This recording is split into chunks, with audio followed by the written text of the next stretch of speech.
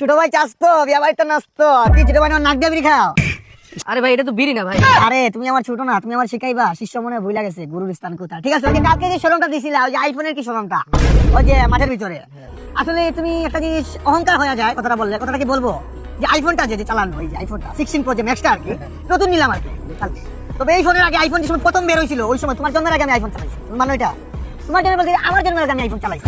সর্বপ্রথম আইফোনে কি বার করছিল বলো তো? ফুটবল, ইংল্যান্ড লিগে খেলেছি, ভালো ইনকা। ঠিক আছে, আর আইফোনের যে বিষয়টা, এটা তো স্যামসাং কোম্পানি, স্যামসাং কোম্পানি। এটা হচ্ছে তোমার নোকিয়া 420 আছে না, ব্লুটুথ, ওটা তো আইফোন থেকে দেখে বানানো হয়েছিল না। তো তুমি যে কালকে যে ফাপড়টা দিলে আঘাত লাগছে আর কি, যেটা মোটা আমি কালকে ধরো 30 কিলোমিটার হাঁটছি, এইটা ধরো তোমার 32 কিলোমিটার কাঁদছি আমি।